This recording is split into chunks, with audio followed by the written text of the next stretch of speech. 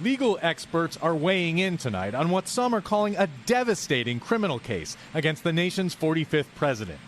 Even lawyers who once supported former President Trump say the evidence is overwhelming. The evidence in this indictment is very damning for the former president. Republican Jay Town was appointed in 2017 by Mr. Trump to be Alabama's top federal prosecutor. If the president was directing people to lie, directing people or himself moving information around that is the object of the grand jury subpoena and DOJ's investigation, well, that's obstruction of justice.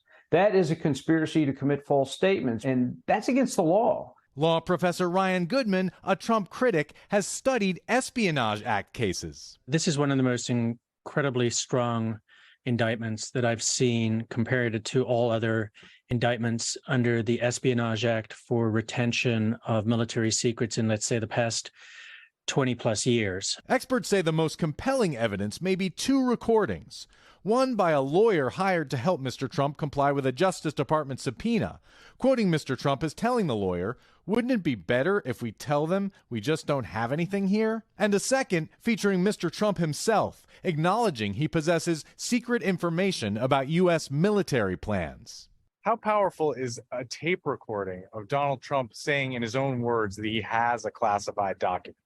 It's extraordinary. It will be so compelling to jurors. Town believes the Justice Department should not have charged Trump with retaining classified documents because he says it raises an uncomfortable comparison to President Biden, who is under investigation over secret material found in his home and office. Multiple sources tell NBC News that investigation is nowhere near a completion, but he says even if convicted, these obstruction counts, which again are very compelling in the indictment, and if true, the president is going to have a hard time getting around those 6 counts. Though prison time is unlikely, he says. I don't think that President Trump will serve a day in prison. He is entitled to Secret Service protection for the rest of his life. The Secret Service cannot delegate that to the Bureau of Prisons.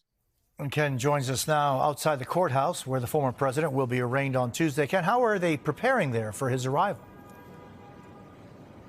There are major security concerns, Jose. The federal magistrate who signed the Mar-a-Lago search warrant last year got death threats. So federal marshals and local police are gearing up to protect everyone involved in Mr. Trump's surrender and arraignment on Tuesday. Jose? Thanks for watching our YouTube channel. Follow today's top stories and breaking news by downloading the NBC News app.